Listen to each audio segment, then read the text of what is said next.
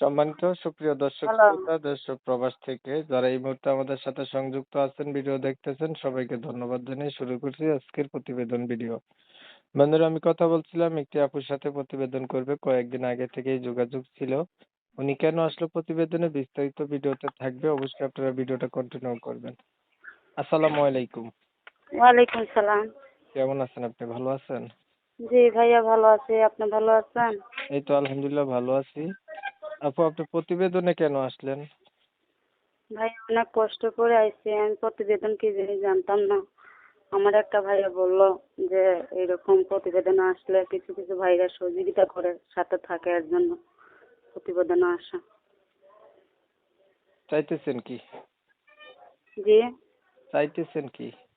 একটা ভালো মানুষ, ভালো মনের একটা মানুষ চাইতেছি যেন আমরা ভালোভাবে রাখে, আমাকে আমার বাচ্চাকে একটু দেখে রাখে। দুই আপনার বেলা দুই বাচ্চাও মুঠো। আছে? জি, একটা বাচ্চা আছে। বিবাহিত আপনি? না, ডিভোর্স হয়ে গেছে, স্বামী তালাক দিয়ে চলে গেছে। স্বামী তালাক হয়ে গেছে না? বাচ্চার বয়স কত? এই 20 বছর হবে। বাচ্চার বয়সের কথা জিজ্ঞাসা করছিলাম। ও, বাচ্চার বয়স 1 বছরের বাচ্চা।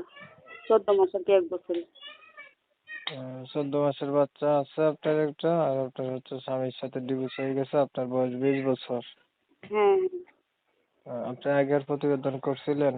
না ভাই, এর আগে আমি প্রতিবেদন কি জিনিস জানতাম না। আমাকে একটা ভাইয়া বললো যে এই প্রতিবেদনে আসলে কিছু মানুষ আছে যে সহযোগিতা করে, পাশে থাকে, এর জন্য আসা। আচ্ছা, আপনার বিষয়টা আমি ক্লিয়ার করি দর্শকদের জন্য। দর্শক শ্রোতা শুনছিলেন, কথা বলছিলাম আমি একটা আপুর সাথে, উনি হচ্ছে বিবাহিত, কিন্তু বিবাহিত হওয়ার পরও প্রতিবেদনে আসছে উনি, কারণ ওনার হচ্ছে হাজবেন্ডের সাথে ডিভোর্স হয়ে গেছে, ছোট্ট একটা বাচ্চা আছে, 1 বছরের হবে। বাচ্চা হচ্ছে, ওনার বয়স হবে 20 বছর। উনি চাচ্ছে যে ওনার এগুলা জানার পরেও, যেহেতু ওনার হাজবেন্ড এখন আর নাই, ওনার এগুলো জানার পরেও কোনো একটা লোক ওনার পাশে থাকুক বা দাঁড়াক, যদি বিয়ে শাদী করতে চায় সেটা উনি রাজি আছে, এর জন্য উনি প্রতিবেদনে আসছে। আমি ঠিক বলছি? জি জি জি, ঠিক। আচ্ছা, আপনি পড়াশোনা জানেন কিছু? হ্যাঁ হ্যাঁ, 3 পর্যন্ত পড়া আছে। আচ্ছা, উনি হচ্ছে ক্লাস 3 পর্যন্ত পড়ালেখা করছে। এখন আপনারা জানেন, আন্তরিকভাবে আমি দুঃখ প্রকাশ করছি, কমিউনিটি গাইডলাইনের কারণে ওনার নাম ঠিকানা আপনাদের মাঝে তুলে ধরতে পারতেছি না। আপনারা পরবর্তীতে ওনার কাছ থেকে জেনে নেবেন। বিস্তারিত কিছু কথা আলাপ করতেছি। আচ্ছা, ধরেন একটা মনের মতো মানুষ আপনি পাইলেন। এখন মানুষটার বয়স হচ্ছে একটু বেশি হলো, যেহেতু আপনি অবিবাহিত লোক, বয়স্ক মানুষেরাই বা বিয়ে করছে, এমন মানুষ আপনাকে বিয়ে করতে চাবে, আপনি রাজি আছেন? জি ভাই, যেরকমই একটা মানুষ হোক, ভালো মনের মানুষ হইলে হবে। আমার বাচ্চাটাকে আমাকে দেখে রাখবে, এটাই হলে হবে। সে জোয়ান হোক আর বুড়ো হোক আর যাই হোক, একটা ভালো মানুষ, যেন নেশা পানি খায় না, এরকম একটা মানুষ।